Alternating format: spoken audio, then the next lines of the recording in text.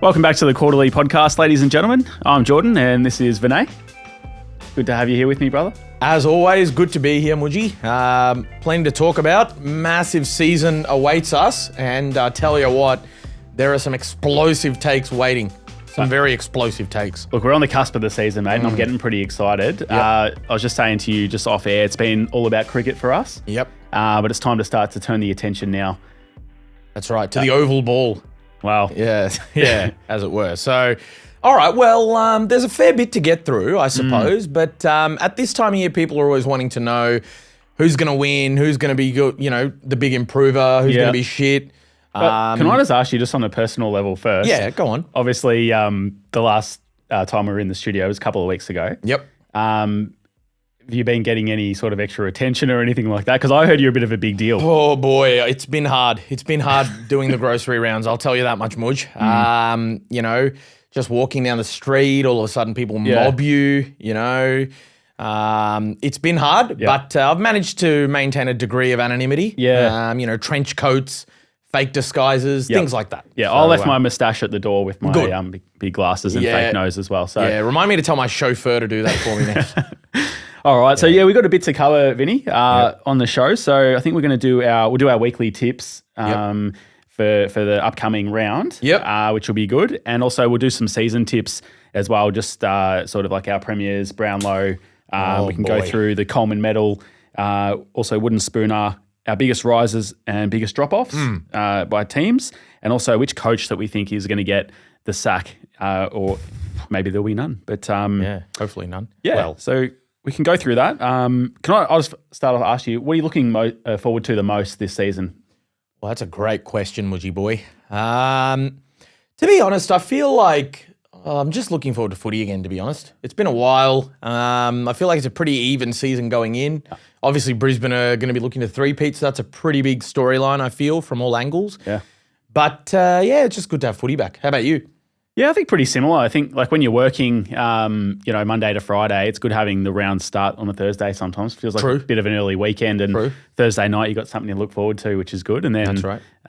You get into the Friday night footy and into the weekend, which is good. Exactly. So, yep. And I'm probably most excited to see Collingwood fans. So I'm looking forward to seeing some kids come through and just some different faces down there and see where they can improve the Pies. So yeah, that's very fair. Very fair indeed. As a West Coast fan, I can't say I'm looking forward to it that much, but I'm looking forward to the fact that you're looking forward to it, so that's good. Do you think, it might be in your tips, but just on the West Coast Eagles, are they going to improve this year, or what are we going to see? Well, they can't really get any worse, I guess, is one thing that's keeping me positive. Yep. So I'm going to say yes, they will improve. Improve? How many did you win last year? 2, I believe. I could be wrong. I should probably know, given how rare it is that we win, but... Look, I mean, they'll say it's another growth year. It probably is, to be fair, but we'll see. We'll see how we go. Good to see. Absolutely.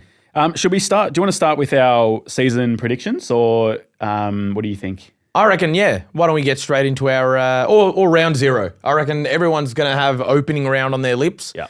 Although it is a controversial topic. A lot of people don't think we should have an opening round, but we do. So, yeah, I think... just on the opening round, what's the reason behind it? Like, why are they doing it? I don't know. I think it's Why not just call it round one? Well, I think it's and interestingly, it's all the interstate clubs. I mean, I know Collingwood and St Kilda are finishing it off at the MCG, but every other game is between in another state. Yep. So I feel like, there is an element of let's try and grow the game nationally. I think, I can't remember who it was exactly, but someone from the AFL said that we don't want AFL to be looked at as sort of like a Victorian sport. We want it to just be, a national sport. So that's the only thing I can think of. Otherwise, it is a weird concept. Well, I remember last year, again, talking about Collingwood, but it was a hard game. We were sent up to GWS, took them on in some hot weather, and it sort of made the start of the year a little rocky. I think we lost by about 10 goals or something, but lucky you were able to steady the ship a bit after that. So. Yeah. Well, it'll be interesting. It'll be a big one. It'll be good to have footy back, I think. Absolutely. So it looks like the season starts with round 0 this Thursday. So we've got Sydney taking on the Carlton Blues at the SCG. Alrighty. Well, I mean, as we sit, Mudge, we don't know the teams. We don't. We don't. I mean, we have a general idea. We can guess. We can guess. But we won't. Yeah. No. We won't. No, that's right. Yeah. No, I think I don't know. It's a weird game to start the season. Sydney and Carlton. I mean, usually we grew up with Richmond Carlton every single Friday night. So Sydney Carlton's an interesting one. But the obvious storyline is Charlie Curnow, right? Going from Carlton to Sydney. And then you've got Will Hayward and Ollie Florent going the other way. So I guess there are some, sort of storyline. The AFL loves those sorts of storylines. Who do I think will win? I mean, I think Sydney, obviously, is the obvious tip. Yeah. Round 0 or 1 always throws up at least one upset. Yeah. Every year there is one where a team, goes against the grain and wins. I think Sydney, yeah. I think this is a massive year for them. After making a grand final 2 years ago, they didn't even make the finals last year. They have to get off on the right foot at home. But Vin, your full forward has just left you. Yep. He's gone interstate to a rival team that's arguably in more of a premiership window than you are. Does that carry any weight? Come on, it's got to. Look, I think with most other clubs it would. I don't want to use too negative a term to describe the Carlton Football Club over the last 25 years. Spineless, cowardly comes to mind. And I think that Carlton have yet to give me any reason since I was 3 years of age to think that they will have the mettle to stand up and do so. And I hope they do. I hope they watch this and, they win and then one of their fans assaults me and says, take that. That's what you get. But I don't think they will.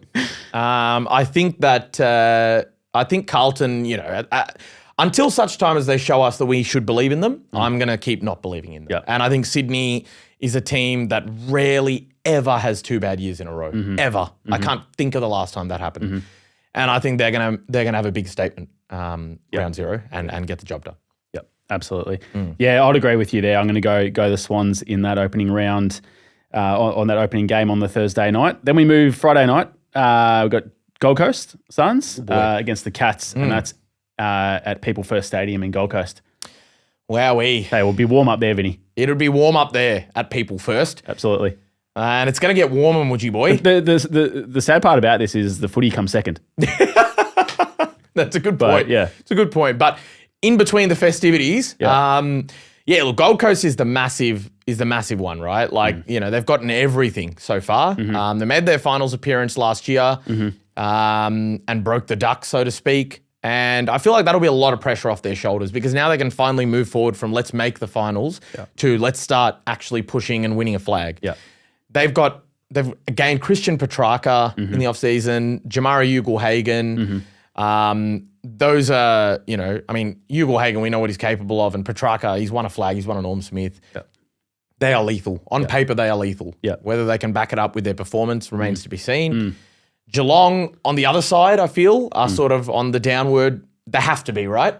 Well, let's a bit of respect, Finn. I mean, this is the runner-up last year. This is true. Year in, year out, they show us that they're competitive. They're always up there. What do you have to say about that? Can they do it again? Look, you've got me dead to rights there, Mudge. You've got me dead to rights. They are the runners-up. They've won a flag, in the last, when was it, against Sydney not too long ago. But yeah, surely there has to be a drop-off coming. Yep. And against the young Gold Coast side up there in the humidity and the heat, tell you what, if Gold Coast fluff this opening round, Saturday Night Lights or Friday Night Lights. Yep. Yep. Yeah. I'm going to tip Gold Coast, but yeah. What do you think? Yeah, I'd agree with you there, Vin. I'm going to go the Gold Coast Suns. I just think that they're going to be fresh. It's going to be hot. They're going to be up and about. A lot of new recruits. It's exciting. I think Gold Coast are going to get the win. I think it might be a different story later in the year. But okay. We might cover that later. I'll shift nervously there. Yeah. Okay. Okay. Next Saturday, 4:15. A bit of a twilight set up there. We got the Giants taking on the Hawks, and that is in Sydney.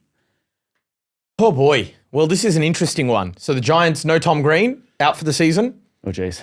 That's a confirmed ACL, isn't it? That's a confirmed ACL for Greenberger, so he's done.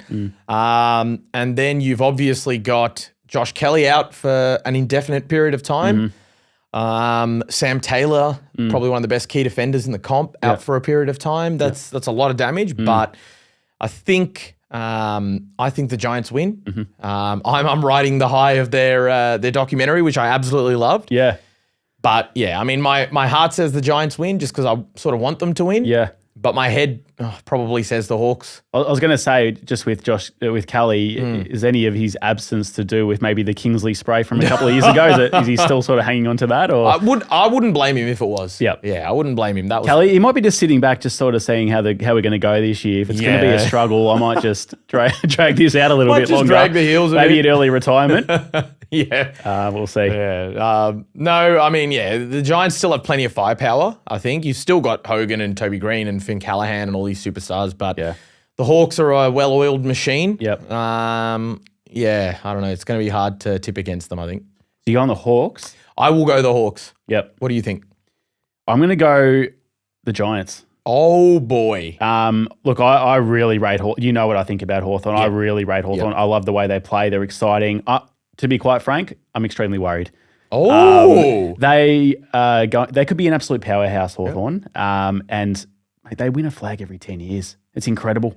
At least one. Isn't At least it? one. Yeah. It's incredible. It's quite sickening. Yeah, and I'm very concerned, and we need them to bank some losses early just for the betterment of the rest of the competition. But I actually I think the Heat might get them up there. I'm just thinking of that Collingwood game last year. Oh, okay. Interesting. Early in the season. And I'll tip a bit of an upset, even though it's the home team, the Giants. But I think the Hawks will definitely come good for the rest of the season. So then we've got a Saturday night game. So reigning premiers, the two-time reigning premier Brisbane Lions, taking on the Western Bulldogs. Oh, boy, this will be a good one. A real humdinger. The Dunkley Cup or the Ben Hudson Cup. I think that's it. I can't really think of any other. Maybe the Jed Adcock Cup. Jeez, you've done well there. Yeah, really stretching so, I mean, in terms of who wins the Dunkley Adcock Hudson Cup, it's a difficult one. It's at the Gabba, isn't it? Yes, it is. Yep. So yeah, Brisbane. I have to tip Brisbane at the Gabba. I think they'll do their flag unfurling for the second year straight. Very loyal, loud, faithful there at the Gabba. It's a real sort of lunchbox atmosphere up there. It is. Very sort of tight. Everyone's sort of closed in. You can really smell the guy that's seated 3 rows from you. It's that sort of a setup. So the footy side of things, I think Brisbane's had a good preseason on field. There's obviously been the Lachie Neale stuff off field, but if anything, I think that's just going to energize them and get them really roaring to get back to football. Yeah. And the inclusions that they've gotten. I don't think Sam Draper will suit up round 1, but Oscar Allen will, and I think he's a huge inclusion. Yep. I think people forget how good he was to kick basically a goal. I think he had a record for the most consecutive games where he'd scored a goal in a team like West Coast. Yep. That is really impressive. And now he's got really good ball users delivering it to him. Yep. I think the Bulldogs are very up and down. They blow hot and cold, and I think the Lions will get it done up there in the heat and the humidity. How about you, Mulgy boy? Your mum goes for the Bulldogs, so she might be watching this one. Yeah, big Dogs fan. Yep. Look, I'll say the Lions. I just think, obviously opening rounds, they're pretty fresh from all reports, so I think the Lions will get the job done. I do rate the Bulldogs though, and I think they're a pretty exciting sort of team, especially up forward. Lachie Neale obviously had a bit of a rough off-season, off the field, so to speak, with some personal issues. How much of an impact is that going to have on the Lions this year? Oh, that's a great question. I was hoping you'd have the answer to this. I can throw in my 2 cents. Okay, please do. Well, I don't think it'll have too much of an impact on the field at all. Okay. I think about it in sort of, if you just myself playing local footy or local cricket or something, if one of those things was to happen to one of your mates or something like that, when you go out there and play, you're not really thinking about it too much, I wouldn't have thought. And there might be some personal maybe fallings out between certain individuals if they're really against that sort of thing in a marriage or whatever the situation may be. But I don't think it's going to have too much of an impact overall. Okay. I think that's a really, really good take. I would agree with you. If anything, you just want to be getting back to footy, you'd think. Yeah. The players, a lot of AFL players don't play to be media personalities. They play to be footballers, right? So the football's back. I think that'll be their focus. And really, it's none of anyone's business, to be perfectly honest, right? Like, I understand there's the whole media obsession with it and the press and whatnot, but it's nobody's business. You know, this is a man, his wife or ex-wife, they've got kids, you know. What happens to them off field? He's a good footballer. He's a dual Brownlow medalist. Yep. That's really all we should be concerned with, in my opinion. Yep. Yep. No, I'd agree with that. Okay, so then we go on to the last game of this opening round, and it's St Kilda against the Pies at the G. 7:20 on a Sunday, if you don't mind. Boy.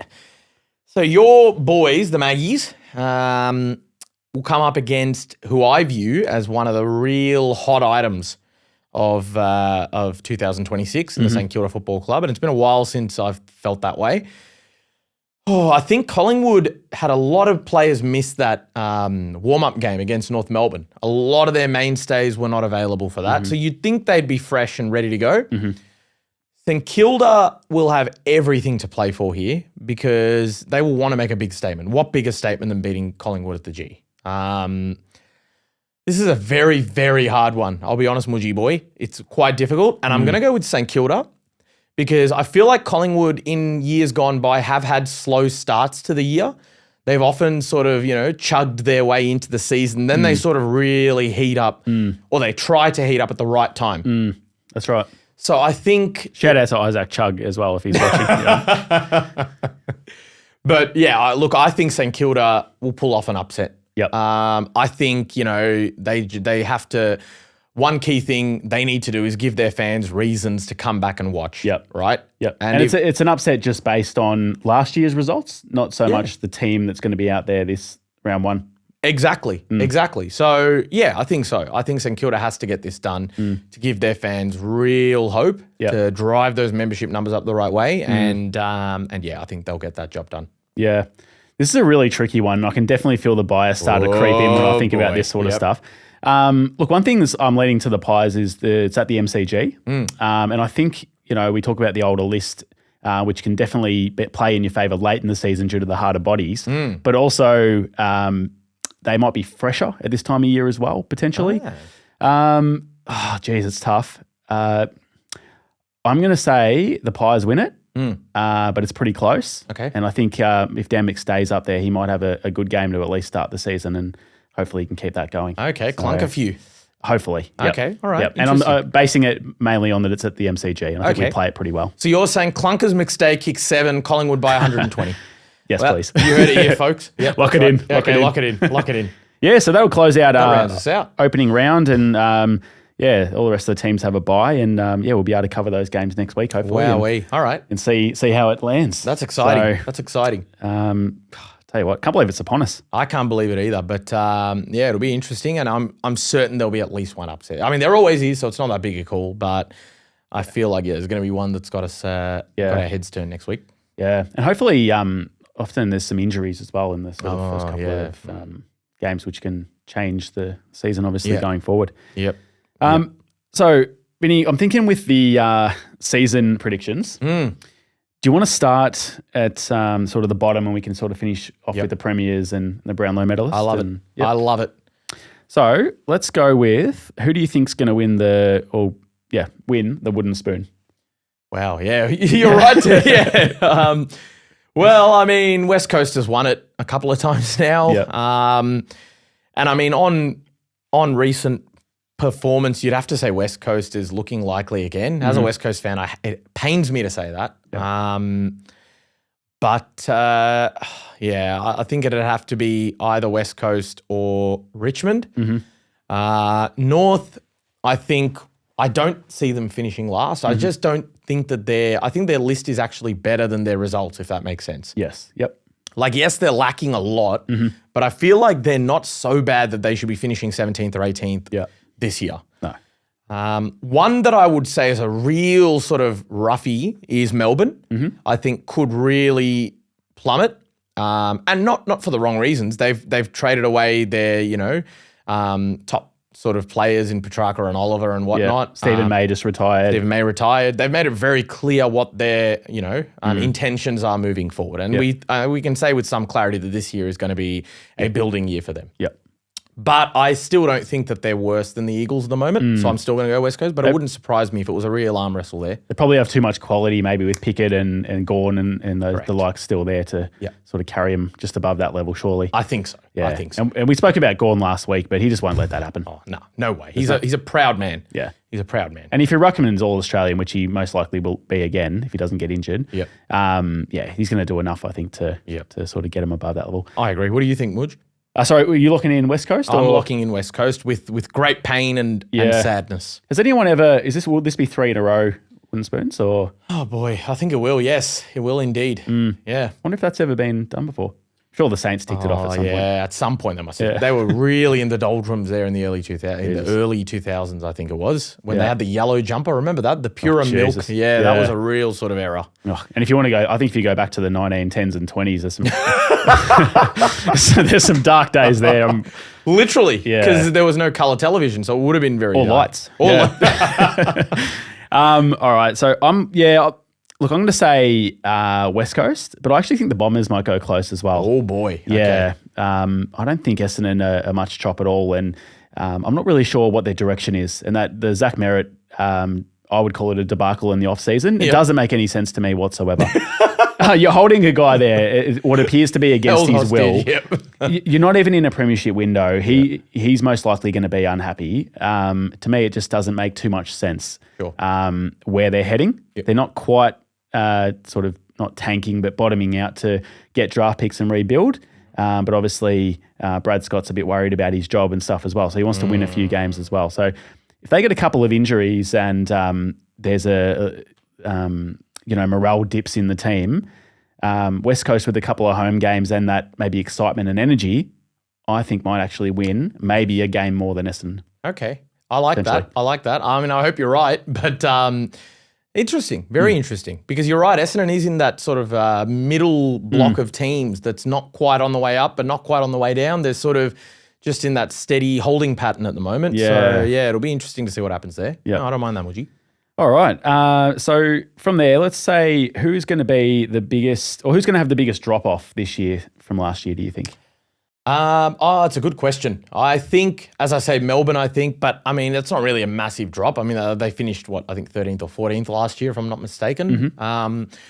I think Geelong is the one I'm going to go with. You hate the Cats, don't you? Yeah. Well, I think, look, they're obviously an incredible team, an incredible dynasty, really. They're like Sydney. They don't have, 2 bad years in a row.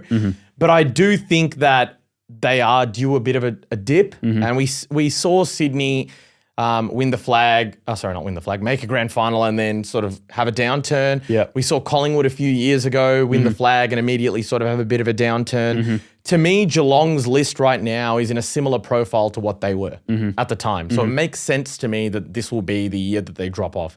Yep. Do I think they miss the 8? No. But I think personally they'll probably just scrape in. Either 7th or 8th would be my prediction there. Yep. And yeah, I just think a few of the players they've brought in, I'm a bit, sheepish about. I'm not sure about James Worpel. And yeah, I mean, some of their younger players that I was really hoping would step up last year, like your Ollie Henry, for example, didn't really do it. It's a big year for a lot of their young players. You remember Jai Clark, who was a top 10 pick a few years ago, hasn't really kicked on.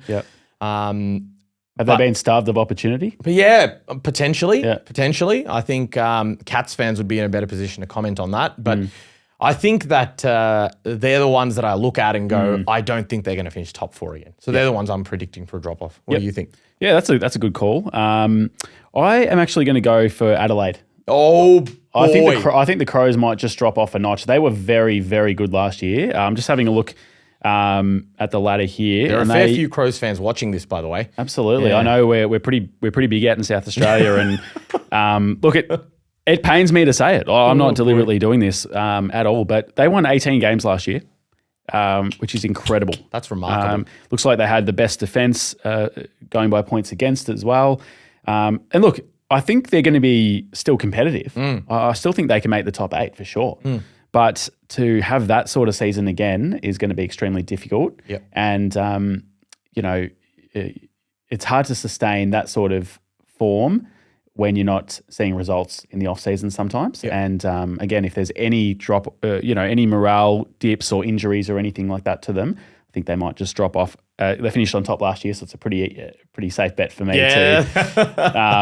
17 other spots they can land. So. No, it's a brave call. It's a brave call still, because if they only slide 2 or 3, you wouldn't call that a big drop off. But No.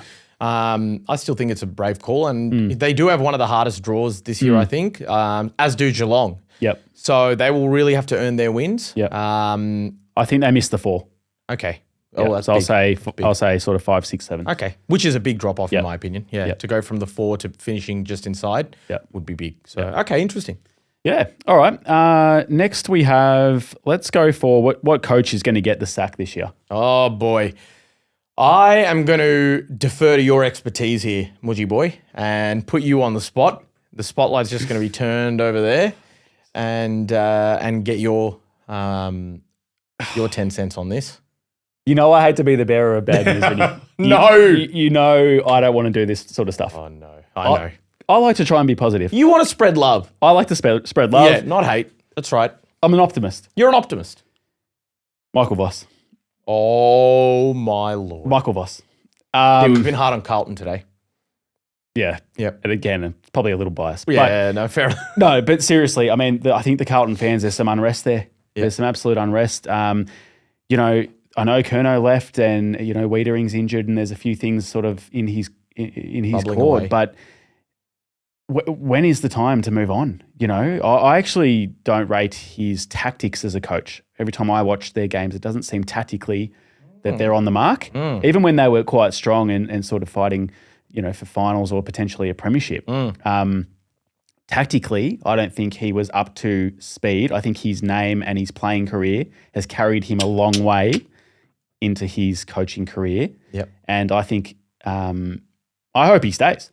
Yep. Me too. As a Collingwood fan, I hope he stays. But I think that there's a lot of pressure on him. I think if Carlton find themselves in that bottom 4 at any stage, Michael Voss might be in a little bit of trouble. That's a brave call and a very, very rational call, I think. And yeah, I mean, I know I've been hard on the Carlton Football Club, but I mean, something has to give. Something has to give. They have had something like, beggars belief, well over 10 selections inside the top 10 of the draft in the last maybe 6 or 7 years. There's been a heap. Yep.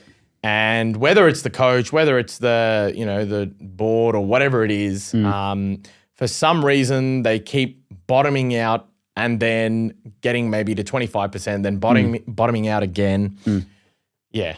So, I mean, they have to – losing Charlie Curnow is massive, massive. And look, I was a young boy sitting in the front row of the 2002 and 2003 grand finals with a Collingwood jumper on. So I'm a little bit biased in that regard. And, he's an absolute superstar player and, I'm sure he's a great guy. But I just think, like you say, something's got to give. We forget, he's coached quite a long time, Michael Voss. He has. Yeah. He was at Brisbane for a stint as well. Yeah. So he's coached over 204 games he's coached. Wowee. Which is quite a lot. So... and sometimes as a coach, it's just unfortunate the situation you're in and the list that you find yourself with as well. But yeah, here's my prediction there. Okay. Yep. Well, I think it's bold, and we wish you all the best of luck, Vossi. But that's the 4-1-1. Can I do one more? Please do. But please. I don't You're like an optimist. I'm an optimist. You're an I optimist. don't like to be negative. I'll just touch on this one quickly, but it's Justin Longmuir. Oh, boy. I do know your feelings and thoughts about this. Yes. No, please go ahead. Again, I don't know Justin. I'm sure he's a really nice guy. He did a great job at Collingwood when he was assistant coach there. But again, something's got to give. Freo have got to start to perform come the end of the season, come finals time. And how long are these fans going to wait to be able to win a premiership? Very true. And I just think with his tactics again, he's a little bit like Ross Lyon was sort of more back in the day, where he's quite defensive and quite, and the way the game is going, he's got to be a lot braver and a lot more attacking and aggressive, I think, to be a chance. And they've got the list. That's the problem. Oh. Well, you're right. I mean, the word I'd use is passive.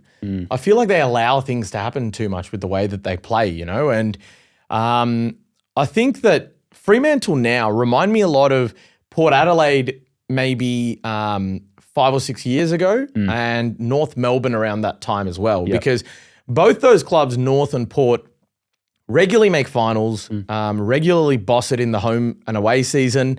And then they'd get to the final series and just the light switch would go off. That's it. For some reason, they just could not get to that final week, no matter what it was. Yep. And they had the list. They had everything going their way. Freo reminds me a lot of that. You know what I think it is? I think fortune favours the brave come finals time. Good call. And you have to take it to that next level and take a risk sometimes. And you see it with even injuries. And this is part of the reason I was a bit disappointed Collingwood didn't play Bobby Hill and a few of the other guys that were sort of 50-50 last year. Sort of played a bit safe by playing, Rowan Steele and a couple of other players who they knew were fit, but they didn't take the risk. And I think, you think back to Steve Johnson, kicking 5 in that grand final 2011 after hurting his knee. Yep.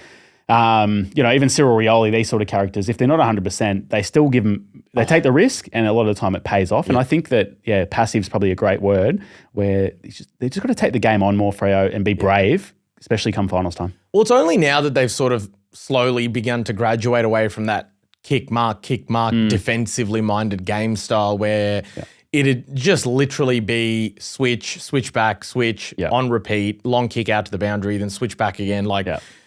I mean, it was great for Supercoach and AFL Fantasy. Luke Ryan would finish on 150, but from a perspective of trying to win games, if you're Josh Tracy or Jai Amos or any of those forwards, you'd be going, just get the ball in, guys. Come on, let's go. So wouldn't mind seeing that. A bit of pace on the ball. They brought in Shea Bolton for that purpose. They went hard after Cozzy Pickett. With Hayden Young back, I think, that lifts them into a different dimension as a team. They've got a great list. Reid as well. Oh, they're spoilt for talent. Yeah. They have to find a way. They just have to find a way. And I think having Jackson, Cox there and Bolton, they're premiership players, those guys. Yep. So hopefully they're relaying this sort of stuff. Let's training. hope so. All right. So from there, let's go with all right, Vin. So who are your biggest risers this year up the AFL ladder? Well, I've sort of alluded to it. I think the St Kilda Football Club will go up the ranks. They obviously missed finals last year by some margin, but I think they're well stocked now. And I think Ross Lyon is a very good coach when he has a good list. I think he's always been that way. I think it's similar to Damien Hardwick. They're not really the guys you want taking over a really young, inexperienced list, but you give them a list that's actually got the tools and they're quite good at getting the best out of that list. Yep. And I think St Kilda now has got I wouldn't say very, sorry. I'll say they've got a competitive list. Yep. I still think they've got a few issues forward. They went very hard addressing the issues in defence by bringing in, Jack Silvani, for example, and a couple of others. In the forward line, though, with Max King, set to miss a long period of time, they're still relying on guys like Jack Higgins, who is a freak, by the way, to kick a lot of their goals. I think that will be their issue. But outside of that, I think they will be the biggest improvers. And I expect them to play finals this year. And I think Wangani Miller will play no small part in that. And I think Sam Flanders will also play no small part in that. That's a very good call. I really, really enjoy that. I also think Ross Lyon and Hardwick, they're good at getting their list, or they know what they want. Yeah, so I think, right, I don't know how much of an impact they have behind the scenes, but it seems to me like it's a lot. Oh, big time. Like Ross has got in there and he said, we're missing 16 players here, or, pieces of the puzzle, so to speak, and he's come in and sort of... Well, he's basically come in and treated it like it's my career on FIFA. Like he's basically replaced every single coach. Yeah. Gotten rid of every player he didn't want and just go, these are the coaches I want, these are the players that I want. Well, now he's pretty much got them. Yeah. Tom de Koning's come in to give Ron Marshall a chop out. So, they've definitely got more star power. Yep. And you would expect them to compete. Yep. Good call. Great call. Look, I would say, Sydney Swans obviously probably the obvious ones. Their list is way too good to be sort of where it was last year. But I'll say somebody different just to sort of change it up. I'm going to say the Western Bulldogs will lift quite a bit. So they're sitting... they finished 9th last year. Yep. But we know how good their attack is. We know Sam Darcy, Norton. I think Waitman's coming back from his injury as well. Bont, there's not much we can say there. They've got a superstar midfield. Fraser came through last year, turned into a gun. Obviously defence is a bit of an issue for them. But But I think they'll improve there as well. So I can see them sort of coming up into the top 6 this year, the Doggies, especially with no injuries. And I think they'll be a big improver this year. I think that's a great call. I think that's a great call. And I agree with Sydney. I definitely think Sydney will play finals this year. And it would surprise me if they didn't finish top 4, to be perfectly honest. I think the inclusion of Curnow is just massive. And another guy that they picked up that people aren't talking about as much is Jai Sarong. And I think he is going to be one of the best recruits of the offseason. This is a guy who looks really versatile. He can play by his appearance in any third of the ground. He's agile, he's got good height, he's got good instincts, and he was very impressive in the practice game. I think he will also help them big time. So I'm expecting a big year. Taylor Adams still on the list? He is. He's in the Wars, poor old Taylor. Yeah. Very good mortgage broker though. So, so Taylor, if you ever want to come on the show or sponsor us, please let us know. Please do. And yeah, we always love you down at the Pies as well. Don't forget that. So, yes. Okay, Vinny. So let's move along now. We'll sort of get cracking here. So Coleman medal, who you got? Oh boy. I mean, Charlie Curnow's the obvious one, with Errol Goulden and Heaney and the likes delivering the nut to him. I can't really. I mean, GWS have a very, very easy draw. I think they've got statistically the easiest draw. So Jesse Hogan is a real shout because we know that he tends to maul some of those under-resourced sort of teams. He's got the big bag ability. He's got the big bag ability. I like that. Not everyone has that. No, not everyone's got that. Yeah, there's certain guys in their careers that can kick a bag of 10. You know what I mean? And there's he's one of some them. that just cannot. He brings his bag, he fills it up. And I think, I mean, I don't want to say Curnow, so I'm going to say Hogan. I'm going to say Jesse Hogan notches up his second Coleman. Great call. I'm going to go with Nick Larkey. Oh, boy. From the Kangaroos. The Suv. Also, I was going to mention the Kangaroos in the biggest risers because I actually think they're going to improve quite a bit, the Kangaroos. Okay, interesting. Yeah. You don't stay under Alistair Clarkson for 2 or 3 years and not improve. It's simple You as either that. improve or you die. Those are the two things that happens under Al Clarkson. We're going to see one of them. And I think it'll be the former. Yeah, and they're also alive at the moment. So they must have improved.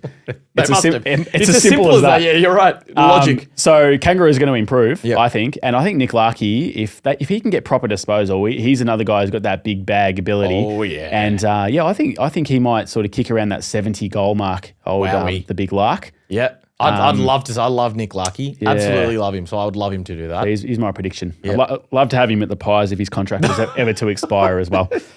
Oh, boy. Who is going to win the Brownlow medal in 2026? Oh, boy. The old Chaz. Well, I mean, it's really hard to guess these days, to be perfectly honest with you. It seems like every year there's an uproar about, he shouldn't have won it. This guy should have won it.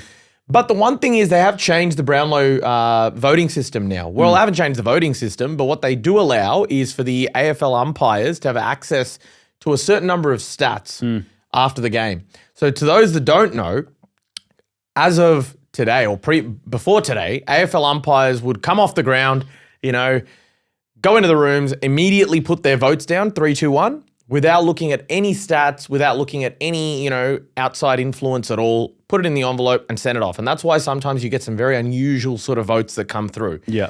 And for example, I don't know how Nasai Wangani-Miller didn't get 3 votes in that game where he obliterated Melbourne, but that's how it happens. To address that, now they'll have 10 key stats that they're allowed to look at. Do you know what those stats are? I don't know all of them, but I do know that disposals, goals, marks, tackles will be among them. So key stats as far as the AFL is concerned. Yes. Okay. So that might help avoid howlers. It might not, who knows? But based on that, I think we will see less outrageous results. I think they will generally be more acceptable or conventional is the word I would use. So, sorry, what were those stats again? So you got disposals, goals, marks, tackles. I won't profess to know all of them. They are on the AFL website in the press release they did. Yep. Yeah. I was just wondering, do you think will this bring key position players back into the race for the Brownlow medal, or is it still going to most likely be, I guess, midfielders or those around the ball more that are going to be a chance to win? Look, I still think it's a midfielders award. Yep. It's a shame. It's a shame that it is, but I think it is. That's just the way it is. Yep. Midfielders are the ones that most umpires notice, because even if they have stats, they're still going to go off the eye test more than anything, right? Yeah. They're still going to be like, all right, well, the stat sheet might say this, but I thought this player was very influential. Yeah. Usually those are mids. Yep. Umpires spend more time closer to the midfielders than any other third of the ground. Mm-hmm. But to get back to your original question, who I think is going to win the Brownlow medal, I think it will be a man I've just mentioned, Wanganeen Miller. I think he is going to blow the socks off it. And I mean, he had 23 votes last year, and that's when you consider that he didn't get 3 votes in the game where he absolutely blew the lid off it and kicked the match winner against Melbourne. I think he kicked 3 or 4 goals in that game, including 2 in clutch. So 23 votes. I mean, the winner, I think, had 39 votes. He's big in big moments, isn't he? Big in big moments. Yeah. And he can play in any third of the ground. We've learned that now, right? Yeah. He can be a threat forward. He can absolutely just rack up at halfback, but he can also play that midfielder role. Yes, he will get tags. St Kilda don't have, the most difficult draw known to man either. Yeah. So he'll get plenty of opportunities. And even if he's tagged, I mean, Wanganeen Miller is one of these players like Nick Dacos. His teammates actively look to give him the ball all the time. You see it. Even if he's not in a particularly good position to receive the ball, they're looking for him. They're going, where's Naz at? Yeah. So he will continue to get stats, Yeah. and you just know that he will continue to do things that the umpires will go, oh, wow, that was pretty impressive. 100%. He's not really sharing votes with anyone either. That's another key consideration. Sam Flanders is he'll get a lot of the ball, but he's quite nondescript in the way that he plays. He's quite blue-collar-like, Yep. I don't know that he'll take that many votes off him. Yeah. The lack of any major forward who will, kick bags of 6 or 7, that's something that will help him. So I'm going to go with NWM. Big contract year, big Brownlow. Just that prediction alone has Putting got that in me your bloody pipe and fired up for smoke it. this season, mate. Yeah. I'm pumped. Oh, boy. Who are that's you huge. tipping? Oh, Jesus. It's time, mate. It's time. Oh, baby. The time's come. And I'm The son of Peter. I'm not talking about that time. Okay. That time's not quite here yet. Okay. But it's time for Bont to take home, Chaz. Oh, even bigger. I think I just think it's time. I think he's been such a good player for so long. He's probably been a little unlucky in the vote count, sort of towards the end of the season in a couple of games there. And I just think that if the Bulldogs can, improve a notch here and sort of fight around that top 4 mark, I think Bont's going to be a big part of that. And he's too good a player to not be demanding 3 votes or thereabouts each game. Do you think that the sheer star power in the Bulldogs could fight against him? Do you think that Libba, Ed Richards, these sorts of blokes, will they be even Sam Darcy, will they snatch votes off him, or do you reckon he's going to rise above it? I think it's more likely that they will snatch votes than your prediction before from St Kilda. But I just think that Bont's disposals are just so effective that he's going to poll more votes because of that. I think the other guys can get the footy a lot, but I just think that Marcus is just more dominant and has more influence over the game's result. Well, I'll tell you what, mate. He is up there with the best players ever to not win a Brownlow right now. I mean, Pendlebury comes to mind. Yeah. Joel Selwood comes to mind. But, yeah, you'd have to have Bont right up there. I think he'll be right up there. So if he can avoid injury and the Dogs can improve a notch, I think he'll be right up there. Oh, boy. Yeah. Brownlow night. All right. Okay. All right, mate. Brownlow Kelly. Look. Oh, sorry. You had a rising star that you wanted to sort of just touch on. Oh, boy. So the rising star, Jagger Smith is obviously the hot favourite, and rightly so. I mean, apparently he's blown the lid off everyone's joint this preseason. Had 39 disposals in that preseason game. He looks like a footballer. He looks like it. And he could be the one that digs Carlton out of the doldrums. But I feel like it's a bit of an obvious one. And we know with the rising star, if you get injured at the wrong time, it can all go up in flames. You never know. So I've thought about who else could win the rising star, and I've come up with a couple of names. So one that I think is really interesting is a man by the name of Latrell Pickett. Oh boy. Yeah, that's right. That's the only rational reaction to when that man's name is mentioned. If you took like a battery and then electrified the battery, all right, and then did some other things to it, that would be Latrell Pickett. Yep. He is just an absolute, just a firecracker is the only word I can use on top of my battery analogy. He's got so much speed, X factor, the strength he has for, a guy that hasn't even played senior footy yet, or at least AFL football. Yep. It's remarkable. And it is a real roughie because he's going to be playing at Melbourne, who will probably see a lot more sunsets than sunrises this season. But I'm telling you, he is the real deal. Yep. This kid is a jet. And there's going to be plenty of opportunity for him to really flex those muscles as well, isn't there? Absolutely. He reminds me a bit like a creator player on FIFA, where you just sort of drag a few of the key attributes across to sort of 99, just speed, power. Oh boy. Boy. He gives me major Byron Pickett vibes, like Cozzy, his cousin. Yeah. And I mean, obviously they come from the Byron Pickett bloodline, so it makes sense that they play like him. Don't tell me he hits like Byron. Nobody hits like Byron. Nobody hits like Byron. I had to have a day off school when I was a kid after after a couple of the hits I saw. You Byron, felt it here, that Rhett Biglan's hit. You felt it from Melbourne. Yeah. But no, I think Latrell Pickett is a serious player, and I think he will spend time up at stoppage. He'll play majority forward, but all indications are he will spend time around the ball as well, as he should, because he's got that skill set. And he will be right up there, I think. Yep. Love that. And the other one that I had, bear with me a second. This is an interesting one. Is Alexander Toru. So talk to me. St Kilda, also known as the Flying Viking. This kid is a genuine. He is going to be someone. We talk about St Kilda's defense needing to improve. They're bringing in guys like Jack Silvani to help that back half. This kid's ready to go. He's just a maniac. He flies at the ball like not many players that I've seen. He's got very good hands overhead.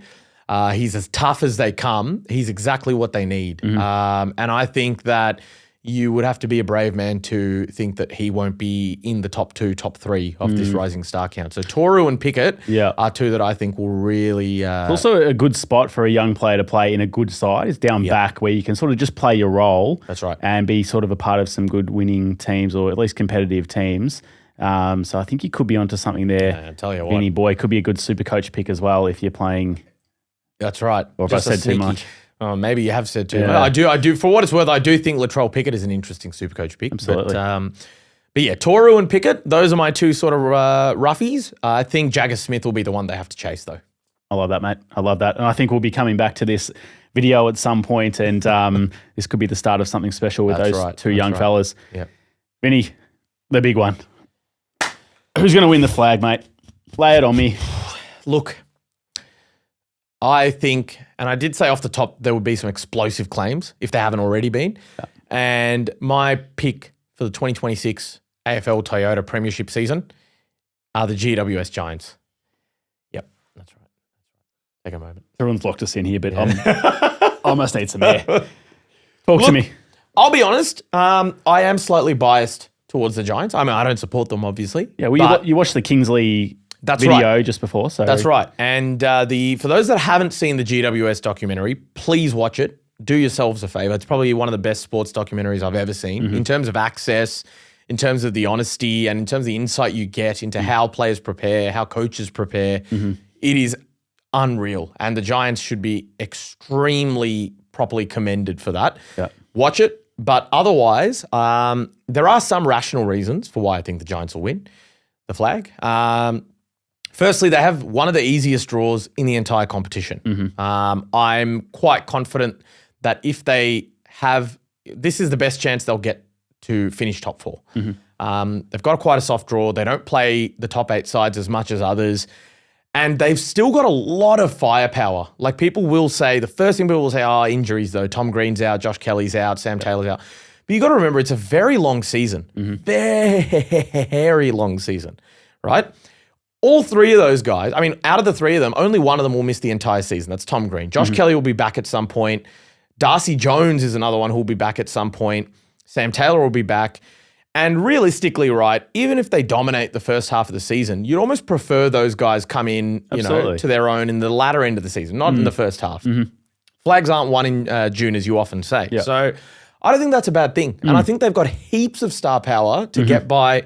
Clayton Oliver coming in is just about as good at like for like as you'll get for Tom Green. Both very, very strong, love the contest. And Oliver looks like he's in ripping shape.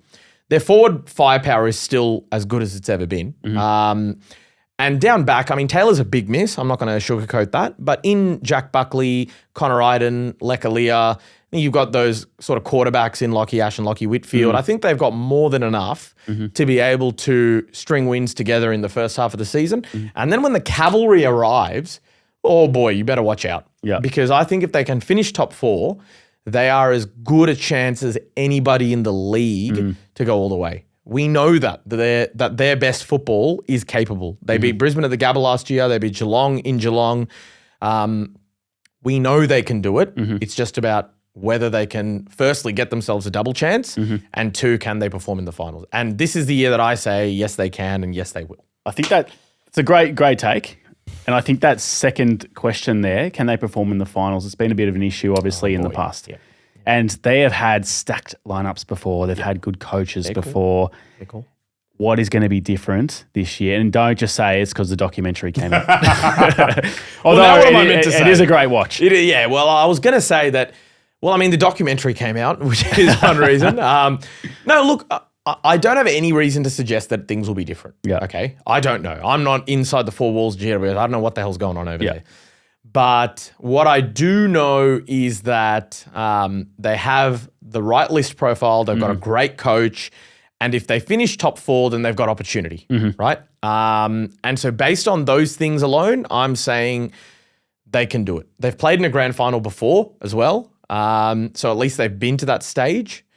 And that's really it. I think that they're very undervalued for where they are. I think it's very boring to say somebody like, the Lions are going to 3-peat, or, I don't know, Hawthorn's going to do it, or Geelong's going to do it, or Adelaide. I think of the teams that made the 8 last year, the Giants are the ones that I have my eye on. And I think this could be the year. I love that. What do you think? It's a great take. Look, I'm the same. Look, obviously there are some teams there that, they're probably going to go close. I think they're sort of primed. I think Brisbane Lions are right up there again. Gold Coast look primed, ready to go, 100%. But I'm going to say a controversial pick, just to keep it interesting and just to throw a bit of a spanner in the works. Put some paprika in the water. Yeah, but I'm going to say the Western Bulldogs. Oh boy! Look, it's very controversial, but I think that they've got such a good forward line, and we forget how good they are forward of the ball. Great point. Their midfield is elite. Yep. They're in a lot of games, and like we sort of touched on it earlier, but their defense is obviously the big question mark there. Yep. But it's something that I think can be corrected, and I hope it has been over the off-season. I think they've got a good coaching staff. Yep. What Bevo needs to bring is that excitement again, like they did in 2016, which will be 10 years ago today. Yeah. Oh boy. Yeah. So I reckon it might be. I think the Doggies, if they can catch fire at the right time of the year, they could be very difficult to stop. And I think Darcy and Norton will be a handful come finals time. They just need to find a couple of guys down back to support them. Well, they've tried. I mean, they did bring in Connor Buderick from Gold Coast. They've drafted... Who was our boy, the young fellow who got drafted a few years ago? Jed Buslinger? Yeah, Buslinger. The bus driver. Yep. I think the bus driver, I mean, he's one that's an interesting prospect. Yep. They've got Lockie Jakes, who looks very capable.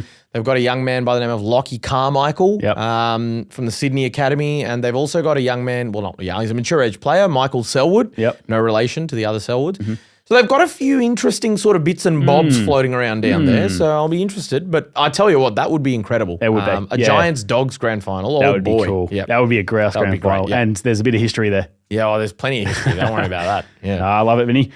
Tell you what, that was one humdinger of an episode, Mudge. I'm looking forward to opening round. I can't believe it's upon us, mate. Also, good luck for you next week Monday. In the cricket grand final and on Monday. And Thank you. Hopefully you can bring home some silverware. Silverware, hopefully. Go Bloods. Yep. That's right. And then we can talk all footy and stuff after that, mate. So absolutely, mate. It's been a pleasure. Been a pleasure as always. And thank you to everyone at home for joining in. We will speak to you soon. Thank you.